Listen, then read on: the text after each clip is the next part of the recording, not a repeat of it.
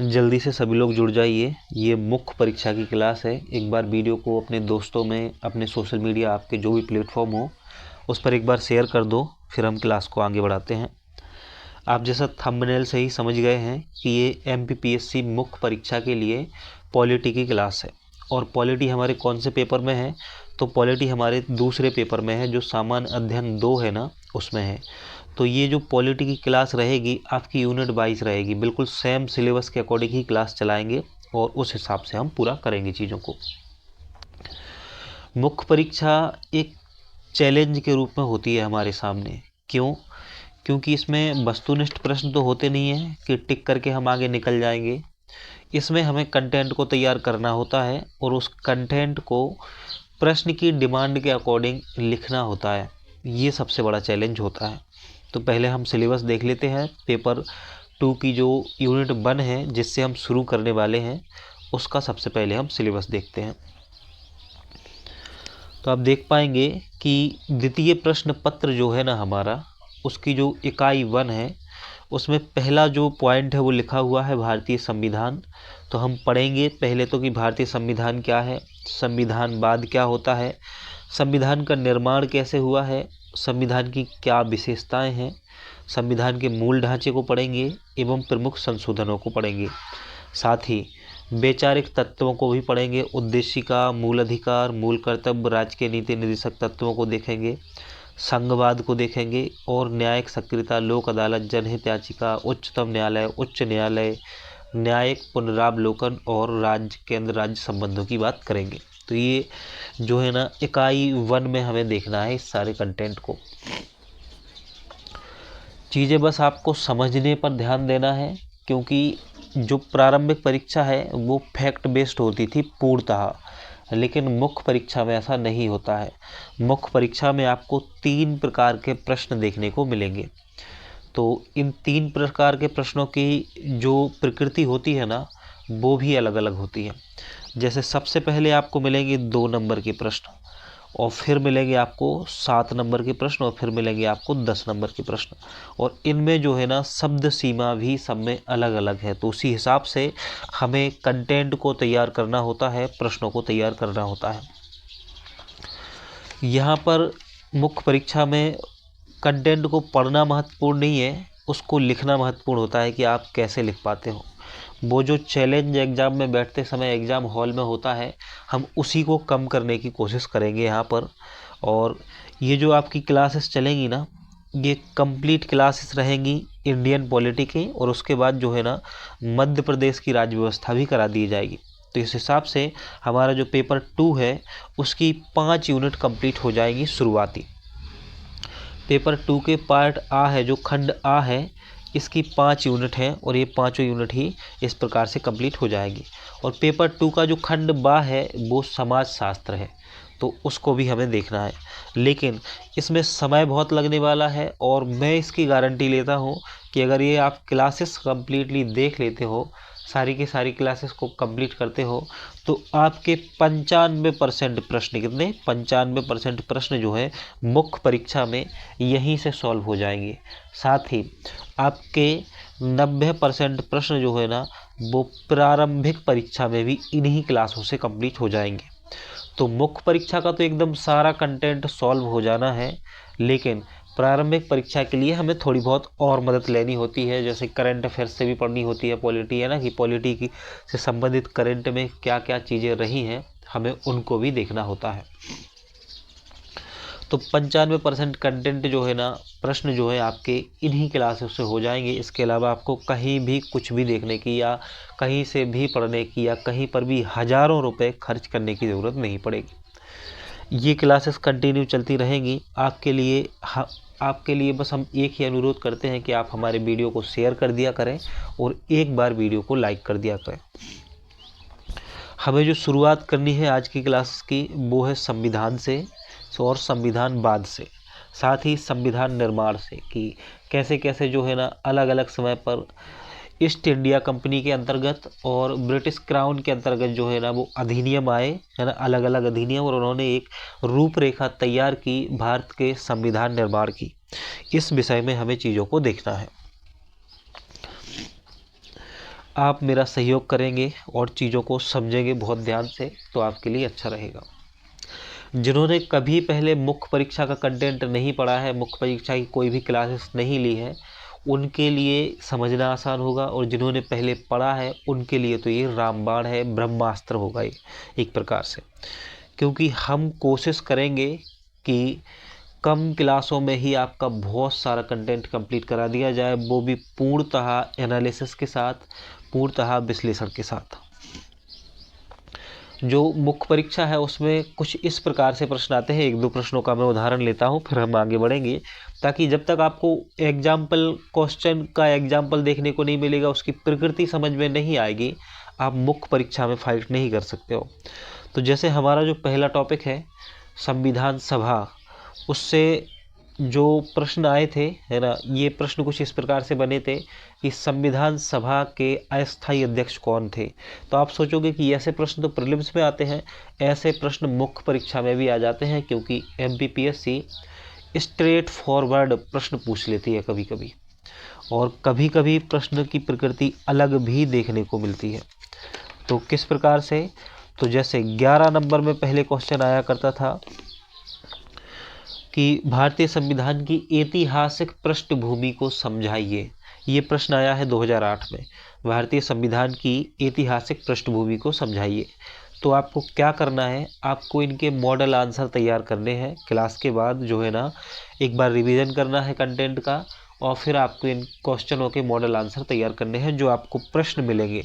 साथ ही answer writing करके आप हमारे टेलीग्राम ग्रुप में भी भेजेंगे। तो टेलीग्राम ग्रुप जो हमारा आंसर राइटिंग का टेलीग्राम ग्रुप है, उसकी लिंक आपको हमारे मेन टेलीग्राम ग्रुप में मिल जाएगी। जो हमारा प्रमुख टेलीग्राम ग्रुप है वहाँ पर आपको उसकी जानकारी मिल जाएगी। देखो क्या होता है, मुख्य परीक्षा में कुछ इस प्रकार के भी प्रश्न आते हैं कि संविधान सभा में महिला सदस्यों की संख्या कितनी थी, ये 2014 का प्रश्न है। तो आपको फैक्ट भी याद करने होंगे मुख्य परीक्षा के लिए। तो इससे हमें क्या समझ आ रहा है कि हम देख रहे हैं कि एक तरफ तो प्रश्न इस प्रकार का है कि संविधान सभा की ऐतिहासिक पृष्ठभूमि क्या है, ऐसे प्रश्न भी हैं जिसमें हमें एक सदा हुआ और विश्लेषणात्मक आंसर लिखना है। वहीं कुछ प्रश्न ऐसे भी पूछे जाते हैं 2 नंबर में कि भारत के संविधान का प्रारूप किसके द्वारा तैयार किया गया था, भारतीय संविधान सभा में महिला सदस्यों की संख्या कितनी थी, संविधान सभा के संवैधानिक सलाहकार कौन थे, ऐसे प्रश्न भी आते हैं।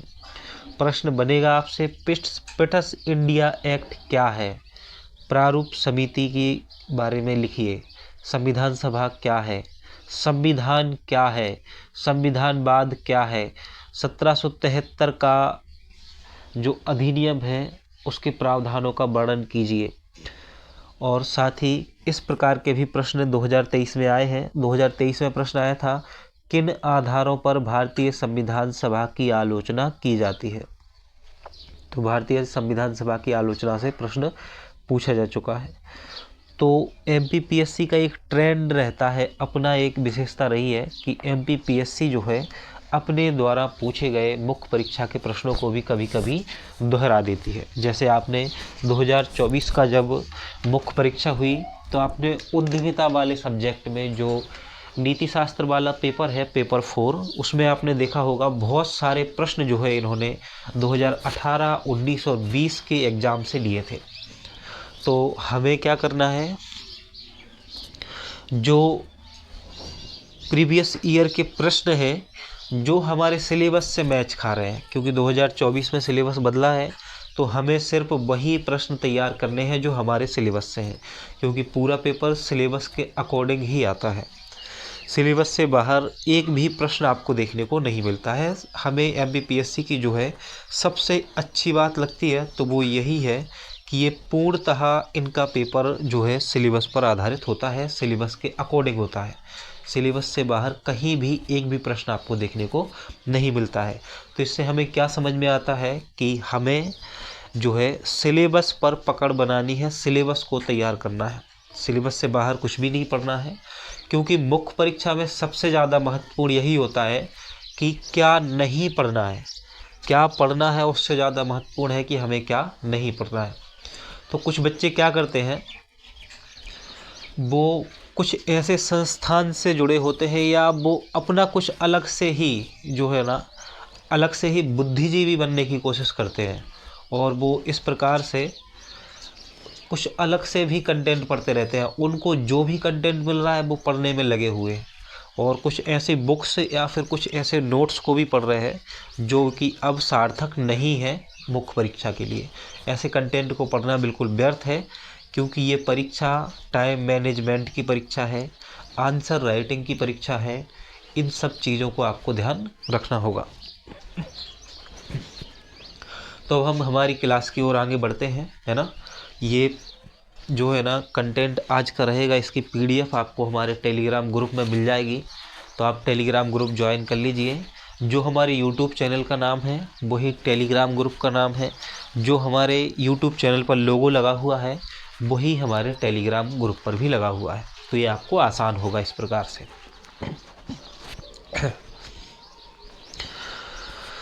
तो तैयार हैं आप सब कंटिन्यू क्लासेस को करने के लिए? तो एक बार हमें बता दीजिए कि हाँ आप तैयार हैं और कंप्लीट क्लास को देखेंगे, है ना।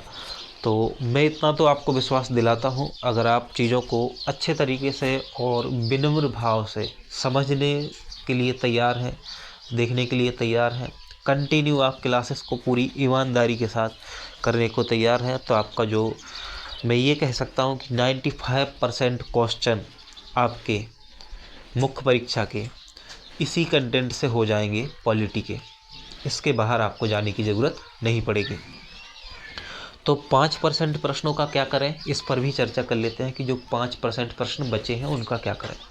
देखो, जो 5% प्रश्न है ना, एक प्रकार से हम कह सकते हैं कि एक आध प्रश्न है ना, एक आध 2 नंबर का प्रश्न, बस एक आध 2 नंबर का प्रश्न जो है ना वो कहीं यहाँ वहाँ से आ जाता है, बहुत डीप या गहराई से पूछ लेता है, जो कि अक्सर कोचिंग संस्थानों के द्वारा या किसी बुक्स में एनसीईआरटी में हमें देखने को नहीं मिलता है। तो हम उससे एक प्रश्न के लिए इतनी मेहनत नहीं करेंगे कि हमारा जो 95% का कंटेंट है, 95% प्रश्न है, हम उनको ही तैयार ना कर पाएँ। इसीलिए हमें उस एकाध प्रश्न पर जोर नहीं देना है, हमें उस कंटेंट को पढ़ना है जहाँ से हमारे 95 से 96 97% क्वेश्चन हो जाएंगे। हमें उस कंटेंट पर फोकस करना है, सबसे बड़ी बात है। कुछ बच्चे क्या करते हैं, एकाध प्रश्न के चक्कर में अपना पूरा पेपर बिगाड़ के आते हैं मुख्य परीक्षा का। उनको ऐसा लगता है कि अगर उन्होंने वह प्रश्न अटेम्प्ट नहीं किया ना तो फिर तो ऐसा कि कयामत आ जाएगी। ऐसा कुछ नहीं होने वाला है, क्योंकि वह जो प्रश्न 1% है वो जो आपसे नहीं बन रहा है ना, वो लगभग उस समय किसी से नहीं बन रहा होता है। तो इस चीज़ का प्रॉफिट तो आपको वैसे भी मिल रहा है कि उसका नंबर किसी को भी नहीं मिल रहा है, तो आपको भी नहीं मिल रहा है, तो आपकी फाइट जो है फिर उस क्वेश्चन में है ही नहीं। इसीलिए हमें ऐसे प्रश्न, एक आध प्रश्न के चक्कर में जो पहले पूछे जा चुके हैं, कुछ बच्चे क्या करते हैं, उन्हीं प्रश्नों को ढूंढने में अपना समय ख़राब करते हैं और लगे होते हैं अलग अलग बुक्स में देखने के लिए। लक्ष्मीकांत देख रहे हैं, दर्पण की बुक देख रहे हैं, निर्माण की बुक खरीद के रख ली है, सभी बुकों में देखने में लगे हैं। और तो डी बसु से लेके बहुत सारी बुक्स पढ़ते हैं बच्चे। लेकिन हमारा कहना यही है इस क्लास में कि आपको यहाँ पीएचडी नहीं करनी है, आपको एग्ज़ाम क्लियर करना है। और एग्ज़ाम क्लियर करने के लिए ज़रूरी होता है कि आप टू द पॉइंट सिलेबस के अकॉर्डिंग चलें, सिलेबस को तैयार करें, क्योंकि सिलेबस बहुत बड़ा है, बहुत सारी चीज़ें पढ़नी होती हैं, एक लंबे समय तक पढ़नी होती हैं और याद रखना होता है। तो पॉलिटी की क्लासेस के बारे में हम बता दें कि कितनी क्लासेस रहेंगी, टोटल कितनी क्लास में हम इसको कंप्लीट कराने की कोशिश करेंगे, यह भी आपको अभी बता देते हैं। तो पॉलिटी की कम से कम मुख्य परीक्षा की 70 से 80 क्लास के बीच में जो हमारा है संख्या रहेगी क्लासों की, और प्रत्येक क्लास जो है वो 1 से 1.5 घंटे की होगी। तो 70 से 80 क्लास के बीच में हमारी पॉलिटी कंप्लीट होगी। इसमें इंडियन पॉलिटी कंप्लीट हो जाएगी। उसके बाद जब एमपी की पॉलिटी शुरू होगी तो हम उसके बारे में आपको जानकारी दे देंगे समय समय पर कि कितना समय लगेगा उसमें। तो अभी आप इसको तैयार करो। इतना समय क्यों लग रहा है? इतना समय इसलिए लग रहा है क्योंकि बीच बीच में आपसे आंसर राइटिंग के लिए भी बोला जाएगा। बहुत से क्वेश्चन जो है ना कम्युनिटी में पोस्ट किए जाएंगे, उनको सॉल्व करना आपको ज़रूरी है। और सबसे महत्वपूर्ण कि आपको चीज़ों को याद करना ज़रूरी है, समझना ज़रूरी है, इसलिए इसमें समय लगेगा। तो अब हम आते हैं हमारे टॉपिक पर कि सबसे पहले हमारा टॉपिक क्या है, हम उसकी बात करते हैं। तो हम पढ़ने वाले हैं संविधान। तो संविधान पढ़ रहे हैं तो सबसे पहले संविधान की चर्चा कर लेते हैं थोड़ी सी। जब हम संविधान की बात करते हैं तो हम देखते हैं कि एक तो होता है संविधान और दूसरा होता है संविधानवाद। संविधान जो है ना, संविधान और संविधानवाद में कुछ बेसिक अंतर हैं, लेकिन इनमें घनिष्ठ संबंध भी होता है। तो आपको हमेशा ये बताना है कि जब भी अगर आलोचना पर्पस से या मूल्यांकन पर्पस से कोई प्रश्न बनता है संविधान और संविधानवाद से, तो जब आप निष्कर्ष लिखें तो ये लिखना नहीं भूलना है कि इसमें घनिष्ठ संबंध होता है, परंतु घनिष्ठ संबंध होने के बाद भी कुछ सामान्य अंतर पाए जाते हैं। क्या पाए जाते हैं? सामान्य अंतर पाए जाते हैं।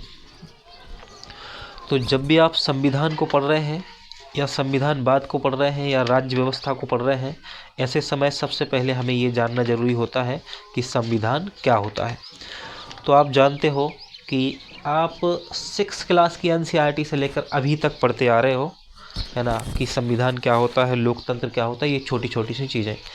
लेकिन यहाँ पर मुख्य परीक्षा में आपको दो नंबर का प्रश्न आता है जब, तो 20 शब्दों में एक ऐसा आंसर लिखना होता है जिससे परीक्षक जो है वो प्रभावित हो सके।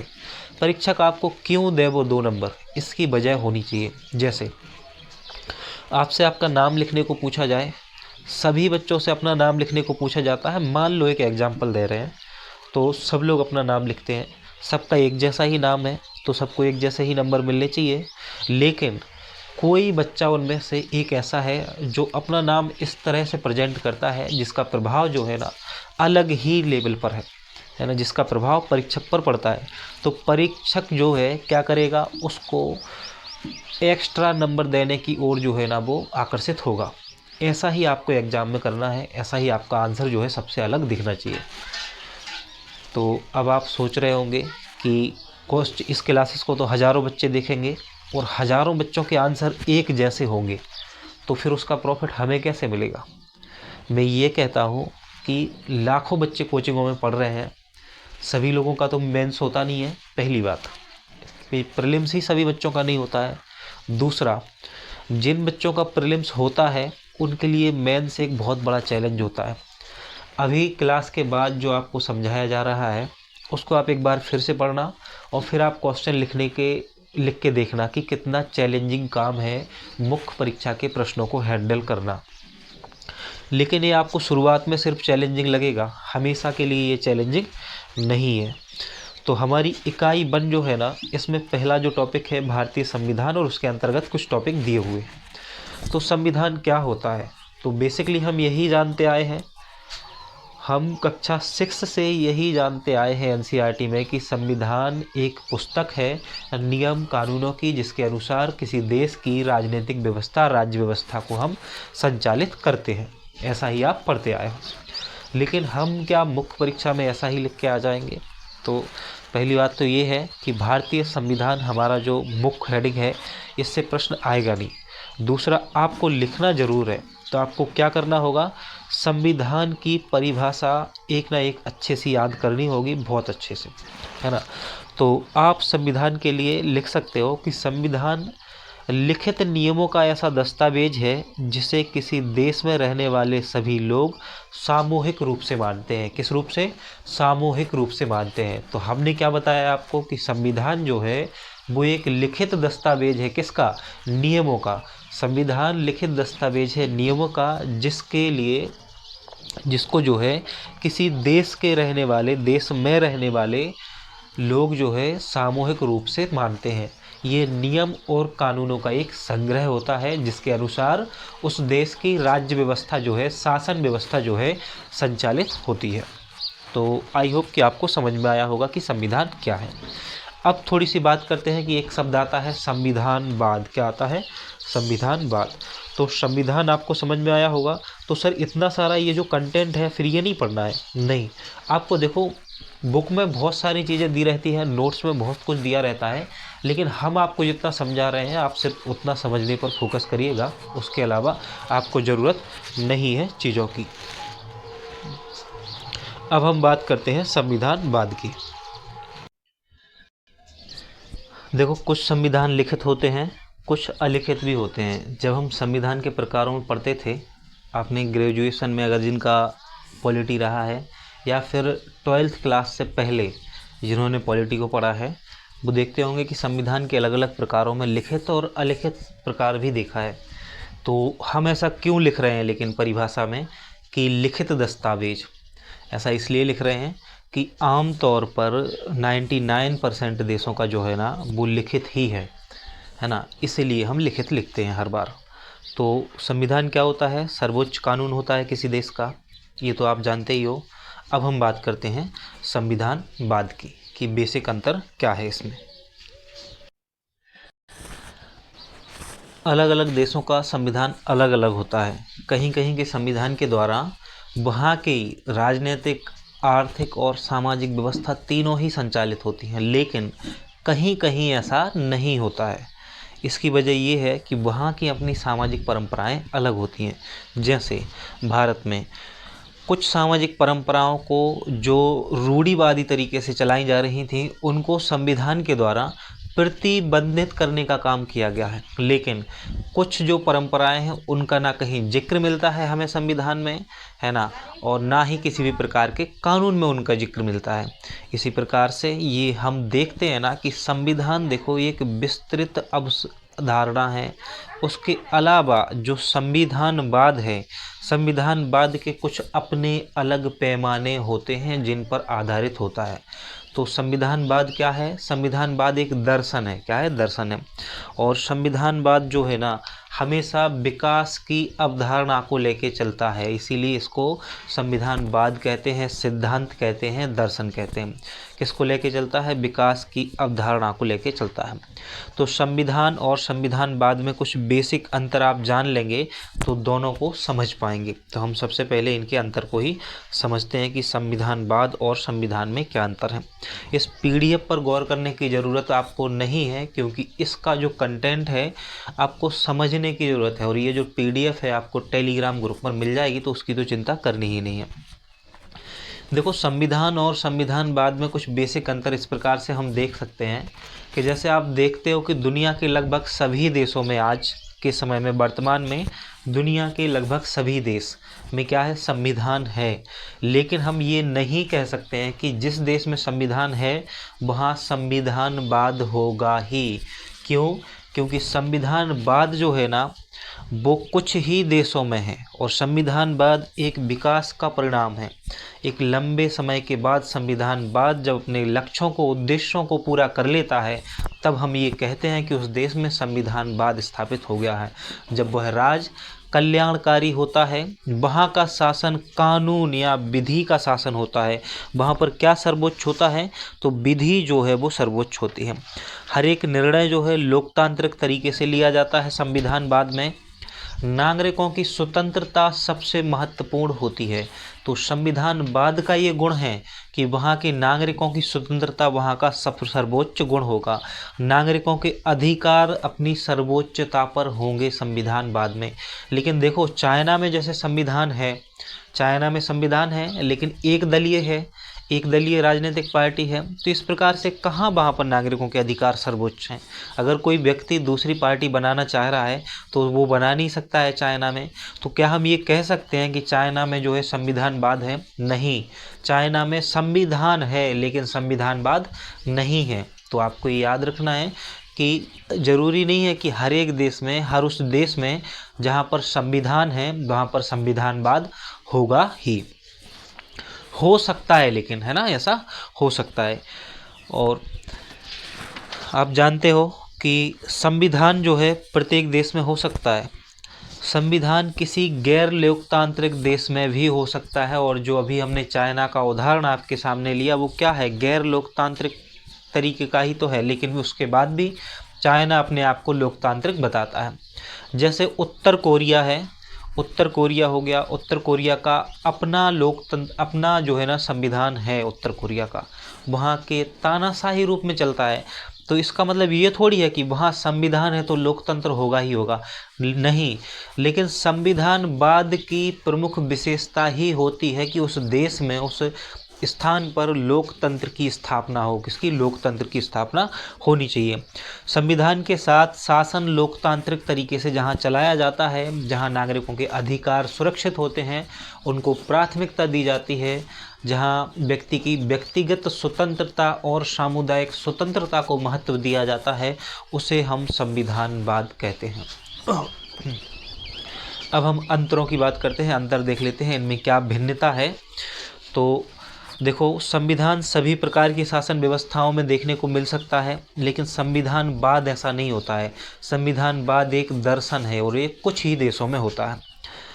संविधान प्रायः निर्मित होते हैं, बनाए जाते हैं, जैसे भारत का संविधान, पाकिस्तान का संविधान, चाइना का संविधान, अमेरिका का संविधान कैसा है? बनाया गया है, निर्मित है, लोगों के द्वारा बनाया गया है। हमारे तो हम प्रियम्बल में भी पढ़ते हैं कि हम भारत के लोग। तो किसने बनाया है भारत के संविधान को? कहाँ से शक्ति प्राप्त होती है?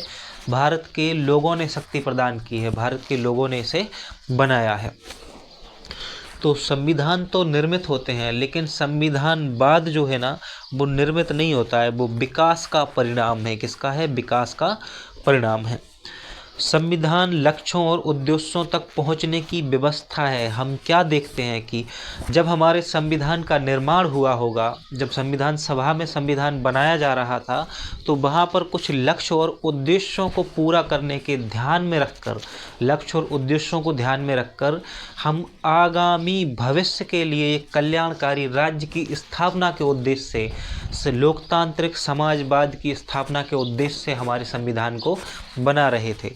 हम बना रहे थे संविधान ताकि हमारे देश के किसी भी वर्ग को, महिला हो या पुरुष या किसी अन्य वर्ग के साथ जो है ना, भेदभाव ना हो। हमारा उद्देश्य था इस भेदभाव को समाप्त करना। तो जब संविधान बनाया जाता है तो उसका अपना एक लक्ष्य होता है, एक उद्देश्य होता है। उन उद्देश्यों को पूरा करने के लिए संविधान को निर्मित किया जाता है।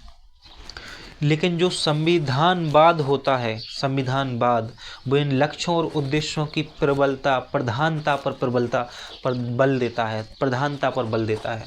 इसका मतलब क्या होता है? तो इसका मतलब यही होता है कि संविधानवाद में जो है ना, एक कल्याणकारी राज्य का उद्देश्य है अगर, तो उस पर प्रधानता ही रहेगी। लेकिन संविधान में ऐसा हो ये जरूरी नहीं है। हर देश का संविधान अलग होता है। एक अंतर यह भी है कि हर देश का संविधान जो है वो अलग हो सकता है, बिल्कुल होता है। पाकिस्तान का संविधान और भारत का संविधान अलग है। सबसे महत्वपूर्ण गुण जो है ना, वो पाकिस्तान और भारत के संविधान में वो ये है कि भारत ने धर्मनिरपेक्ष शब्द को लिया है। धर्मनिरपेक्षता का गुण जो है ना, वो भारत के संविधान में है। लेकिन पाकिस्तान का तो उदय ही एक इस्लामिक कंट्री के रूप में हुआ था। पाकिस्तान जो है वो एक इस्लामिक कंट्री है, आप जानते हो, तो वो धर्मनिरपेक्ष नहीं है। इसी प्रकार से बहुत सारे अंतर होते हैं। हमने बहुत सारे मौलिक अधिकार दे रखे हैं, बहुत सी चीज़ें अधिकार प्रदान कर रखे हैं, कुछ कर्तव्य भी प्रदान कर रखे हैं, तो अंतर हो सकता है। तो कहने का मतलब ये है कि संविधान अलग अलग देशों का अलग अलग हो सकता है, लेकिन संविधानवाद अलग नहीं होता है, क्योंकि संविधानवाद तो एक दर्शन है, एक अवधारणा है जो सभी के लिए समान है, जो कल्याणकारी राज्य की स्थापना के लिए, कानून का शासन स्थापित करने के लिए, सीमित शासन जिसमें रहता है उसकी स्थापना के लिए लाया जाता है। तो आपको क्या समझ में आ रहा है कि संविधानवाद अनेक देशों में एक जैसा ही होता है? एक जैसा हो सकता है नहीं, होता ही है, क्योंकि संविधानवाद एक अवधारणा है, इसलिए एक जैसा ही होता है। संविधानवाद का जो सबसे महत्वपूर्ण गुण होता है वो होता है कानून का शासन। जहाँ भी कानून का शासन रहेगा, जहाँ भी संविधानवाद रहेगा, वहाँ कानून के अकॉर्डिंग शासन चलेगा, ना कि मनमर्जी। तो वहाँ पर जहाँ कानून का शासन है वहाँ लोकतंत्र होगा। लोकतंत्र किसका गुण है? संविधानवाद का गुण है। इसीलिए संविधानवाद में सबसे महत्वपूर्ण होता है कानून का शासन। लेकिन जहाँ संविधान है, संविधानवाद और संविधान को समझो आप, जहाँ संविधान है ये जरूरी नहीं है कि वहाँ कानून का शासन हो ही, है ना, तो ऐसा जरूरी नहीं है। तो इतने पॉइंट आपको समझ में आए होंगे। अब मैं एक बार आपको समराइज कर देता हूँ चीज़ों को, आप अच्छे से समझ पाएंगे। अगर आपसे पूछा जाता है कि संविधान और संविधानवाद में क्या अंतर है, स्पष्ट कीजिए, तो आप लिखेंगे, आप की पॉइंट के रूप में याद रख लेंगे कि संविधान जो है वो प्रत्येक देश में होता है। संविधान किसी गैर लोकतांत्रिक देश में भी हो सकता है। संविधान का सर्वोच्च होना आवश्यक नहीं है। इस संविधान जहाँ पर है जरूरी नहीं है कि वहाँ पर शासन सीमित ही हो, असीमित भी हो सकता है, निरंकुश भी हो सकता है शासन। इसका उदाहरण हमारा पड़ोसी देश है, इसका सबसे बड़ा उदाहरण। संविधान जो है हर देश का अलग हो सकता है। इसमें शासन असीमित भी हो सकता है, निरंकुश भी हो सकता है। जहाँ पर संविधान है, नागरिकों की स्वतंत्रता और अधिकार अनुपस्थित भी हो सकते हैं। साथ ही संविधान में विधि संभव भी है, लेकिन जो संविधानवाद है उसके अलग ही गुण हैं।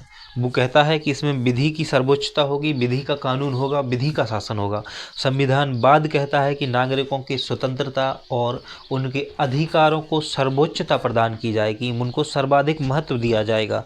संविधानवाद कहता है कि यह जो है ना, संविधान के साथ शासन इसमें लोकतांत्रिक होगा। कैसा होगा? लोकतांत्रिक होगा। तो जहाँ संविधानवाद है वहाँ संविधान तो होगा ही, लेकिन शासन कैसा होगा? लोकतांत्रिक होगा। संविधान यहाँ पर सर्वोच्च होगा, संविधान का कानून चलेगा। संविधानवाद में जो है ना, संविधान का कानून चलेगा और शासन जो है वो सीमित होगा। शासन सीमित होना क्यों जरूरी है? शासन असीमित होना क्यों जरूरी नहीं है? जब शासन सीमित ही नहीं रहेगा, अगर शासन सीमित नहीं है, इसका मतलब है कि निरंकुशता है, उस पर नियंत्रण नहीं है। तो हम ये कह सकते हैं कि संविधानवाद में संविधान के द्वारा शासन पर नियंत्रण रखा जाता है। क्या होता है? संविधानवाद में संविधान के द्वारा शासन पर नियंत्रण रखा जाता है। संविधानवाद का ये गुण होता है। लेकिन हम देख रहे हैं कि अगर कहीं पर संविधान है तो जरूरी नहीं है कि वहाँ का शासन सीमित ही होगा, असीमित भी हो सकता है, निरंकुश भी हो सकता है और अलोकतांत्रिक भी हो सकता है। ऐसे गुण भी पाए जाते हैं कहीं कहीं वर्तमान में, जैसे उत्तर कोरिया, चाइना में भी एक दो गुण ऐसे देखने को मिलते हैं। लेकिन चाइना में कम्प्लीटली अलोकतांत्रिक गुण नहीं मिलते हैं, कुछ मिलते हैं, एक दो ऐसे गुण देखने को मिलते हैं। जब आप लिखते हो ना, ऐसा प्रश्न कोई आता है तो आपसे प्रश्न पूछा जाएगा। प्रश्न कुछ इस प्रकार से बनेगा, ये प्रश्न आप लिख के मुझे सेंड करना टेलीग्राम ग्रुप पर। तो आप लिख लीजिए इस प्रश्न को, संविधान क्या है? संविधान और संविधानवाद में क्या अंतर है? स्पष्ट कीजिए, है ना। तो पहले तो हमने इसमें दो प्रश्न हैं। एक तो ये पूछा गया है कि संविधान क्या है, और दूसरा फिर ये है कि संविधान और संविधानवाद में क्या अंतर है। जो 90% प्रश्न होते हैं एमपीपीएससी में, वो स्ट्रेट फॉरवर्ड ही पूछे जाते हैं, सीधे प्रश्न पूछे जाते हैं। कितने? 90%। हाँ, एक आध दो प्रश्न ऐसे आ जाते हैं जो बहुत ज़्यादा डीप गहराई से आपको उस पर विश्लेषण करना पड़ सकता है ना, समझना पड़ सकता है, उनको लिखने में आपको कठिनाई आ सकती है। बाकी चीज़ें आसान होती हैं। तो हमने जो आपसे प्रश्न पूछा है, एक बार दोबारा से सुन लीजिएगा कि संविधान क्या है और संविधान और संविधानवाद में अंतर स्पष्ट कीजिए। तो अभी तो हमने बता दिया है आपको कि संविधान क्या है और संविधानवाद क्या है। इन दोनों में बहुत अच्छे से अंतर भी हमने समझ लिए हैं। जब आप निष्कर्ष लिखोगे ना, तो निष्कर्ष में भी आपको निष्कर्ष लिखने की जो आर्ट है वो डेवलप करनी है कि हमें कैसे लिखना है। तो जैसे अंतर से प्रश्न आया है तो आप लिखेंगे कि उपयुक्त तथ्यों के विश्लेषण से स्पष्ट होता है कि संविधान और संविधानवाद में घनिष्ठ संबंध होते हुए भी पर्याप्त अंतर है। आपको सिर्फ इतना ही लिखना है निष्कर्ष में। इतना क्यों लिखना है? अभी तो इसमें बहुत सारी चीज़ें दी हुई हैं। देखो क्या है, मुख्य परीक्षा में एक शब्दों की अपनी शब्द सीमा है और अंकों की अपनी शब्द सीमा है, और हमें समय का भी ध्यान रखना होता है। परीक्षा में समय का भी ध्यान रखना है, क्योंकि 3 घंटे में इतने सारे प्रश्न लिख पाना भी एक अपने आप में चैलेंज है। तो शब्द सीमा का, समय का और प्रश्न की डिमांड का, इन तीनों को ही ध्यान रखना होता है। तो मैं एक रूपरेखा तैयार करता हूँ इस प्रश्न की, है ना। आप देखेंगे खाका तैयार कर देता हूँ और फिर आप इसको लिख के बहुत अच्छे तरीके से प्रेजेंट करके मुझे भेजेंगे। आंसर लिखते समय 3 महत्वपूर्ण चीज़ें आपको याद रखनी है। एक तो आपकी राइटिंग में सुधार कर लेना जिनकी अच्छी नहीं है, क्योंकि आपका आंसर स्वच्छ होना चाहिए। दूसरा आपका कि जो पूछा गया है आपसे एग्ज़ाम में, आप वही आंसर दें, उसके अलावा नहीं, है ना। तो अलग से कुछ और लिखने की ज़रूरत नहीं है। और तीसरा सबसे महत्वपूर्ण, समय और शब्द सीमा का विशेष ध्यान रखें आप परीक्षा में आंसर लिखते समय। समय और शब्द सीमा का। तो ये कैसे एक दिन में आएगा? क्या नहीं आएगा, लेकिन आपके प्रयासों से एक ना एक दिन ये जरूर होगा। तो आपको आज से ही प्रयास करना है इसका। अगर मुख्य परीक्षा निकालनी है ना, तो उसके लिए आज से ही प्रयास आपको शुरू करने हैं। इसमें कंटेंट से ज़्यादा ये क्लासेस विश्लेषणात्मक रहेंगी, इसमें समय लगेगा, लेकिन उस पर नहीं जाना है आपको आपकी जो कार्यशैली है, जो अध्ययन करने का तरीका है, उसको जो है वो स्मार्ट बनाना है। तो सबसे पहले आप जब ऐसा प्रश्न लिखोगे तो उसमें आप सबसे पहले इंट्रोडक्शन में आप क्या लिखोगे? संविधान क्या है पूछा गया है, तो संविधान की परिभाषा लिख दोगे। तो आप बताओगे उनको कि संविधान क्या होता है। फिर उन्होंने पूछा है तो उसके मुख्य भाग में जो दूसरा प्रश्न है उसको सॉल्व करोगे कि संविधान और संविधानवाद में क्या अंतर होता है, ये बताओगे आप उनको। जब ये बता दोगे तो फिर आप निष्कर्ष लिखोगे, और निष्कर्ष में लिख देना सिर्फ इतना ही कि उपयुक्त तथ्यों के विश्लेषण से स्पष्ट होता है कि संविधान और संविधानवाद में घनिष्ठ संबंध होते हुए भी पर्याप्त अंतर है ना। तो इतना आप लिख सकते हो। अगर आप ऐसा लिख पा रहे हो तो ये आप बहुत अच्छा आंसर तैयार कर पा रहे हो। तो क्वेश्चन 2 नंबर में भी पूछा जा सकता है, 7 नंबर में भी पूछा जा सकता है, और 10 नंबर में भी पूछा जा सकता है। इतनी चीज़ें आपको याद रखनी है। अब हम आगे बढ़ते हैं, चीज़ों को समझते हैं, है ना। एक बार कमेंट करके बता दीजिए क्लास में मज़ा आ रहा है ना, चीज़ें समझ आ रही हैं कि क्या चल रहा है क्लास में। जो पहली बार मुख्य परीक्षा को पढ़ रहे हैं उनको थोड़ी सी दिक्कत हो सकती है। जिन्होंने पहले कभी प्रीलिम्स या मुख्य परीक्षा पढ़ी है कभी ना कभी, उनको चीज़ें बहुत आसान लग रही होंगी, बहुत कुछ समझ में आ रहा होगा। आगे बढ़ते हैं। ये राज्य व्यवस्था की पहली क्लास है, तो आप कुछ शब्दों को और समझ लीजिए ताकि आपको आगे पढ़ने में आसानी होगी। आज ही उन शब्दों को समझ लेते हैं ताकि आप चीज़ों को आसानी से समझ पाओगे, वरना आपको दिक्कत होगी। इसलिए इन शब्दों को समझना ज़रूरी होता है। जैसे अभी हम एक शब्द पढ़ रहे थे, विधि का शासन। बार बार आ रहा था संविधानवाद में, विधि का शासन, कानून का शासन। तो विधि का शासन क्या होता है, क्या होगा विधि के शासन में, क्या नहीं होगा, इसको भी हम जान लेते हैं। देखो, जहाँ विधि का शासन होगा ना, वहाँ पहली बात तो ये है कि संविधान सर्वोच्च होगा, क्योंकि विधि क्या है, संविधान में ही तो लिखी हुई है विधि, है ना। तो वहाँ पर क्या होगा, विधि का शासन होगा, विधि सर्वोच्च होगी। वहाँ पर हर एक नियम, कानून, निर्णय, वहाँ के फैसले, वहाँ के लोक कल्याणकारी नीतियाँ, किसी को दंड देना या कोई योजना प्रचारित करना, कुछ भी करना, वो किसके अकॉर्डिंग चलेगा, तो कानून के अकॉर्डिंग चलेगा। इसको बोलते हैं विधि का शासन होना। जहाँ विधि का शासन होगा वहाँ शासन कैसा होगा, सीमित शासन होगा, असीमित नहीं होगा कि शासक वर्ग जो है, जो सत्ता में लोग बैठे हैं, वो अपनी मनमर्जी से कोई भी फैसला ले रहे हैं, ऐसा नहीं होगा।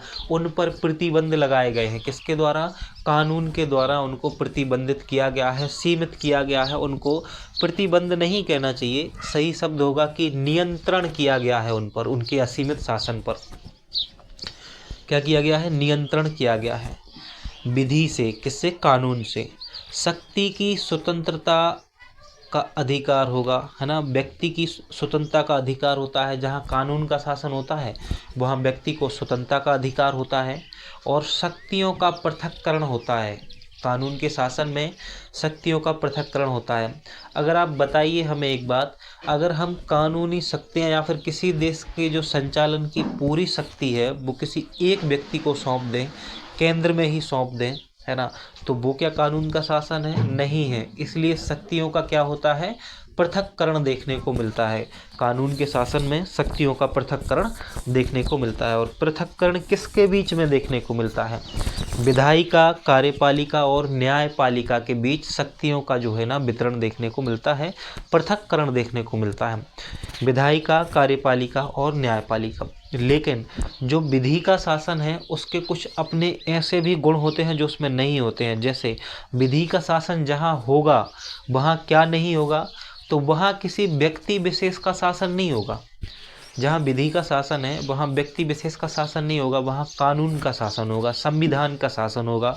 विधि के अकॉर्डिंग हर एक चीज़ संचालित होगी। कोई व्यक्ति ऐसा नहीं होगा कि मनमाने तरीके से सुबह उठा 8 बजे और घोषणा कर दी कि आज से राष्ट्र में या राज्य में इस प्रकार की चीज़ें लागू होंगी। ऐसा नहीं होता है। जहाँ विधि का शासन होता है ना, वहाँ व्यक्ति का शासन नहीं होता है। यहाँ पर असीमित शासन या सरकार नहीं होगी, तानाशाही नहीं होगी, निरंकुशता नहीं होगी और गैर लोकतांत्रिक नहीं होगी वो देश। जहाँ पर विधि का शासन होगा वो कैसा होगा? गैर लोकतांत्रिक नहीं होगा, तानाशाही नहीं होगी और निरंकुशता नहीं होगी। क्योंकि विधि का शासन क्या कहता है? विधि का शासन कहता है व्यक्ति की स्वतंत्रता और अधिकार जो हैं वो सर्वोच्च महत्व प्राप्त करेंगे। और अगर निरंकुशता होगी, तानाशाही होगी, कोई देश अलोकतांत्रिक तरीके से वर्क कर रहा होगा, गैर लोकतांत्रिक शासन होगा वहाँ पर, तो व्यक्ति के स्वतंत्रता के अधिकार कहाँ सुरक्षित हैं? फिर स्वतंत्रता और उसके अधिकार जो मौलिक अधिकार हैं वो सुरक्षित थोड़ी रहेंगे जहाँ निरंकुशता है, तानाशाही है, तो नहीं है ना। इसीलिए जहाँ निरंकुशता है, तानाशाही है, गैर लोकतांत्रिक तरीके से शासन चल रहा है, वो विधि का शासन नहीं कहलाता है। तो आप समझ पाए होंगे कि विधि का शासन क्या होता है और विधि के शासन में क्या क्या होते हैं। तो विधि के शासन में सर्वोच्च विधि होती है, कानून ही सर्वोच्च होता है, सीमित शासन होता है और शक्तियों का पृथक्करण होता है। 3 चीज़ें आपको याद रखनी है। और शक्तियों का पृथक्करण ही किसके बीच होता है? तो विधायिका, कार्यपालिका और न्यायपालिका के बीच शक्तियों का पृथक्करण होता है। थोड़ा सा विधायिका, कार्यपालिका और न्यायपालिका को समझ लेते हैं कि क्या होता है। एक एक लाइन में यहीं पर समझ लेते हैं विधायिका, कार्यपालिका और न्यायपालिका क्या होती हैं। फिर उसके बाद, क्योंकि हमें जो हमारी आगे की क्लासेस आने वाली हैं, इन शब्दों का प्रयोग होगा तो आपको स्पष्ट रूप से समझ आ जाना चाहिए कि हम किसकी बात कर रहे हैं। तो जहाँ भी विधि का शासन आएगा आप समझ जाओगे, संविधान शब्द का प्रयोग होगा आप समझ जाओगे, संविधानवाद का प्रयोग होगा आप समझ जाओगे, है ना। और विधायिका क्या होती है? तो विधायिका का काम होता है कानून का निर्माण करना, विधि का निर्माण करना। भारत में विधायिका के रूप में क्या है? तो लोकसभा और राज्यसभा जो है ये विधायिका है। ये क्या करते हैं? ये कानून निर्माण का काम करते हैं। तो विधायिका का प्रमुख काम होता है कानून निर्माण करना। क्या है? कानून निर्माण करना विधायिका का प्रमुख कार्य है। तो इसमें क्या क्या आता है? लोकसभा और राज्यसभा। तो राज्य विधायिका में क्या आएगा? विधानसभा और विधान परिषद इसमें शामिल किया जाएगा। किसमें? राज्य विधान सभा में। एक दूसरा है कार्यपालिका। कार्यपालिका क्या करता है? जैसे विधि का निर्माण तो करेगी विधायिका, लेकिन कार्यपालिका उस विधि को, उस कानून को इम्प्लीमेंट करने का कार्य करती है। कौन? कार्यपालिका। विधि को, कानून को, नीति का निर्माण को क्या करती है? इम्प्लीमेंट, क्रियान्वयन करने का कार्य करती है कार्यपालिका। और आप जब आपका चयन होगा ना, तो आप भी जो है स्थायी कार्यपालिका का हिस्सा बनोगे। 2 प्रकार की कार्यपालिका होती है, अस्थाई और स्थायी। अस्थाई में कौन सा वर्ग आता है? जैसे मंत्रिपरिषद हो गई, है ना, ये अस्थाई में आता है। स्थायी में कौन सा आता है? तो नौकरशाही वर्ग जो है ना, वो स्थायी कार्यपालिका का हिस्सा होते हैं। तो स्थायी कार्यपालिका में जब आप चुन के जाओगे तो आप स्थायी कार्यपालिका का हिस्सा होगे। और आप कितने अच्छे तरीके से जो है ना चीज़ों का क्रियान्वयन करते हो, योजनाओं का क्रियान्वयन करते हो, ताकि अधिक से अधिक लोगों को इसका लाभ मिल सके, एक बहुसंख्य वर्ग को इसका लाभ मिल सके, साथ ही हम कल्याणकारी राज्य की स्थापना कर सकें। ये किससे निर्धारित होता है? नीतियों के सही क्रियान्वयन से होता है, योजनाओं के सही क्रियान्वयन से होता है, सही इम्प्लीमेंट से होता है। इसलिए आप जब कार्यपालिका का हिस्सा बनो तो पूरी ईमानदारी से और पारदर्शिता के साथ जो है ना कार्य करना है। तीसरा आता है न्यायपालिका। क्या होता है? न्यायपालिका। न्यायपालिका किसी राष्ट्र में जो है ना संविधान का संरक्षक होता है। क्या होता है? संविधान का संरक्षक होता है। न्यायिक कार्य इसके पास होते हैं, लेकिन संविधान का संरक्षण जो है ना सबसे महत्वपूर्ण कार्य होता है न्यायपालिका का। न्यायपालिका संविधान को संरक्षण कैसे प्रदान करेगी? क्यों जरूरी है कि किसी देश में न्यायपालिका हो जो संविधान का संरक्षण करे? तो क्या होता है, जैसे विधायिका ने कोई कानून बनाया जो व्यक्ति के मौलिक अधिकारों को हनन कर रहा है, व्यक्ति के मौलिक अधिकारों पर क्या कर रहा है? वार कर रहा है, तो इससे कौन रोकेगा? इससे हमारा सर्वोच्च न्यायालय जो है वो सरकार पर प्रतिबंध लगाता है, सरकार को रोकता है ऐसे कानून बनाने से जो हमारे कैसे हैं? असंवैधानिक हैं, जो व्यक्ति की स्वतंत्रता को बाधित करते हैं, व्यक्ति के अधिकारों का हनन करते हैं। ऐसे कानूनों को बनाने से, ऐसी विधि को बनाने से जो संविधान युक्त नहीं है उसको बनाने से रोकती है कौन? न्यायपालिका। इसीलिए न्यायपालिका जरूरी होती है किसी राष्ट्र में। तो हमने देखा कि शासन के कितने अंग होते हैं? 3 अंग होते हैं, विधायिका, कार्यपालिका और न्यायपालिका। न्यायपालिका को शासन का ही अंग माना जाता है, तो आप समझ पाए होंगे। थोड़ा सा और चीज़ों को जान लेते हैं और हम सरकार और शासन में अंतर समझ लेते हैं कि क्या होता है, क्या सरकार होती है और क्या शासन होती है, क्योंकि इन चीज़ों का आगे आपको लाभ मिलेगा। बाकी कंटेंट तो हम शुरू कर ही चुके हैं, है ना। तो सरकार में विधायिका, कार्यपालिका और न्यायपालिका ही मात्र आते हैं। क्या? सरकार में विधायिका, कार्यपालिका और न्यायपालिका मात्र आते हैं। लेकिन शासन में सिर्फ विधायिका और कार्यपालिका ही शामिल नहीं है। विधायिका और कार्यपालिका के अलावा सरकार के तीनों अंग, जिसमें विधायिका, कार्यपालिका और न्यायपालिका, इसके अलावा गैर सरकारी संगठन, एनजीओ, नागरिक समाज जो है ना, वो भी शासन का हिस्सा होता है। और व्यवसायिक संगठन यानी कि बाजार, यह भी शासन का हिस्सा होते हैं। तो शासन में सिर्फ विधायिका, कार्यपालिका, न्यायपालिका नहीं आते, बल्कि क्या आता है, पूरे विधायिका, कार्यपालिका, न्यायपालिका और व्यवसायिक संगठन और एनजीओ भी इसमें शामिल होते हैं। तो गैर सरकारी संगठन जो नागरिक समाज है, उसको भी शामिल किया जाता है। आप दो शब्द देखते हो, है ना, जब भी पॉलिटी पढ़ते हो तो आप देखते हो कि अंतर्राष्ट्रीय स्तर पर किसी देश को राज्य कहा जाता है ना, राज्य कहा जाता है, राज्य से दर्शाया गया है। लेकिन हम भारत को पढ़ते हैं किस रूप में? भारत को राष्ट्र राज्य के रूप में पढ़ते हैं। राष्ट्र राज्य क्यों है भारत? ऐसा इसलिए है क्योंकि राष्ट्र जो है ना, वो एक मनोवैज्ञानिक अवधारणा है, जिसमें लोगों का जुड़ाव भावनात्मक रूप से उस जगह से होता है, उस क्षेत्र से होता है, जैसे भारत का, है ना। वही राज्य क्या है? राज्य एक वैधानिक विचार है, कानूनी विचार है। उसके अंतर्गत एक क्षेत्र होता है, उसमें कुछ शासन करने वाले लोग होते हैं, उसमें एक जनसंख्या होती है ना, इसको बोलते हैं राज्य। तो जैसे पूछा जाए कि राज्य की परिभाषा क्या है, तो आप क्या लिखोगे? राज्य की परिभाषा क्या है, तो आप क्या बताओगे? तो 2 नंबर में पूछा जा सकता है कि राज्य क्या है। जैसे हमारे फंडामेंटल राइट हैं, आर्टिकल 12 जो है ना हमारा, उसमें दिया हुआ है कि राज्य की परिभाषा दी हुई है उसमें। तो अगर आपसे पूछा जाएगा कि राज्य की परिभाषा क्या है, तो आप क्या लिखोगे? तो आप समझ लो इस चीज़ को, फिर आप कभी भी लिख पाओगे अगर आप समझ जाओगे। तो राज्य की परिभाषा कुछ ऐसी है कि शासन के तीनों स्तर, राज्य की परिभाषा के अंतर्गत शासन के तीनों स्तर कौन कौन से? संघ सरकार, राज्य सरकार और स्थानीय सरकार। हमारी शासन के कितने स्तर हैं भारत में? 3 स्तर हैं। एक तो सबसे ऊपर है संघ सरकार, उसके बाद आती है राज्य सरकार और फिर आती है स्थानीय सरकार। तो शासन के तीनों स्तर, संघ सरकार, राज्य सरकार और स्थानीय, के अलावा उन संस्थानों और प्राधिकारों को भी राज्य में शामिल किया जाता है जिन्हें राज्य से वित्तीय सहायता प्राप्त होती है, तथा जिन संस्थानों का संचालन राज्य के पदाधिकारियों द्वारा होता है, वो किस में शामिल होंगे? राज्य में शामिल होंगे। तो राज्य में क्या क्या शामिल है? राज्य में हमने देखा सरकार के तीनों स्तर, शासन के तीनों स्तर, संघ सरकार, राज्य सरकार और स्थानीय सरकार। इसके अलावा वे सभी प्राधिकार या संस्थाएं जिनको सरकार से वित्तीय सहायता प्राप्त हो रही है, और वे सभी संस्थान जिनका संचालन सरकारी पदाधिकारियों द्वारा किया जा रहा है, किस में शामिल होंगे? राज्य की परिभाषा में इनको शामिल किया जाएगा। तो इतनी चीज़ें क्लियर हैं कि राज्य क्या है ना। तो ठीक है, इसके आगे की क्लास जो है ना, अगली क्लास में देखेंगे इसके आगे। और इसके आगे हम बता दें आपको क्या देखेंगे, भारत में संविधान के विकास और संविधान का निर्माण हम समझेंगे कि कैसे भारत में संविधान का विकास हुआ है, कैसे निर्माण हुआ है, इन चीज़ों को हम समझेंगे। और फिर हम संविधान सभा को भी देखेंगे बहुत विस्तार से। फिर हमारा जो उद्देशिका वाला टॉपिक है वो आएगा। संविधान की विशेषताएं हमें देखनी है, बहुत सारी चीज़ों को, सब चीज़ों को क्या करना है? समझना है, ताकि यहीं पर जो है ना वो क्लियर हो जाए। फिर वापस से जो है समझ